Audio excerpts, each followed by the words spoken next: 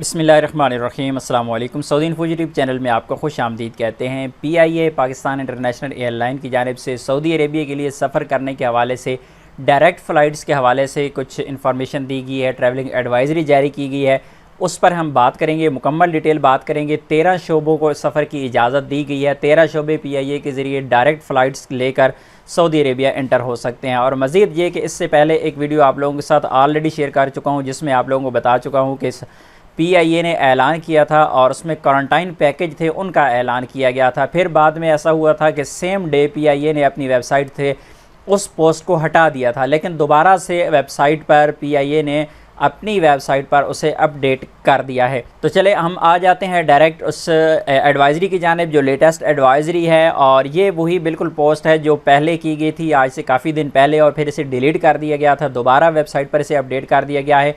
13 शोबे कौन से हैं जो सफ़र कर सकते हैं, लेकिन उनके लिए जो चीज़ें ज़रूरी हैं वो भी बताता चलूँ कि उनको होम क्वारंटाइन यानी घर पर क्वारंटीना करना पड़ेगा। सऊदी अरेबिया में पहुंच के 7 दिन का क्वारंटाइन करना पड़ेगा घर पर, और 2 PCR करवाने पड़ेंगे, एक 24 घंटे के बाद सऊदी अरेबिया में पहुंचने के बाद, और इसके बाद एक 7 दिन के बाद PCR भी करवाना पड़ेगा। ये शोबे कौन कौन से जो सफ़र कर सकते हैं, क्योंकि फ़्लाइट्स के हवाले से बहुत ज़्यादा लोग परेशान रहते हैं।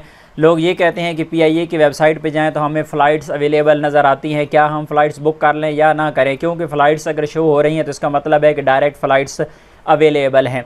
तो वो भी मैं आपको बताता हूँ कि वो फ़्लाइट्स क्यों अवेलेबल होती हैं। तो सबसे पहले मैं आपको बताता चलूँ, यहाँ पर मिनिस्ट्री ऑफ हेल्थ के अगर आप वर्कर हैं और मिनिस्ट्री ऑफ हेल्थ के साथ आप काम करते हैं तो ऐसी सूरत में आप सऊदी अरेबिया के लिए डायरेक्ट PIA की फ़्लाइट ले सकते हैं। इसी तरह मिनिस्ट्री ऑफ नेशनल गार्ड है, हेल्थ अफेयर्स है, इनकी जानिब अगर आप इनके साथ काम करते हैं तो आप जा सकते हैं। इसी तरह मिनिस्ट्री ऑफ एजुकेशन है, आर्म्ड फोर्सेस मेडिकल सर्विसेज है, और MOI मेडिकल सर्विसेज है, King Faisal specialist hospital and research centre है, और उसके बाद है जनरल इंटेलिजेंस प्रेसिडेंसी, और उसके बाद है presidency of state security, royal clinic और सऊदी अरामको, और उसके बाद है royal commission for Jubail and Yanbu और जनरल सपोर्ट अथॉरिटी। अगर इन इदारों में से किसी भी इदारे में आप काम करते हैं तो आप सफ़र कर सकते हैं। ये जो फ़्लाइट्स आपको PIA की वेबसाइट पे नज़र आते हैं, जब भी आप PIA की वेबसाइट विज़िट करते हैं तो आपको सऊदी अरेबिया की डायरेक्ट फ़्लाइट्स नज़र आती हैं। इवन कि आप उसे बुक करना चाहें तो आप उसे बुक भी कर सकते हैं। ये फ़्लाइट्स इस वजह से PIA अपने शेड्यूल में रखती है कि जो भी लोग इन इदारों में काम करने वाले जो सऊदी अरेबिया का सफ़र करना चाहें वो सफ़र कर सकते हैं। लेकिन बाकी अभी तक जितने भी प्राइवेट वर्कर्स हैं उनके लिए फ़्लाइट्स के हवाले से अभी तक कोई न्यूज़ नहीं है कि कब तक ये फ़्लाइट्स ओपन हो जाएंगी।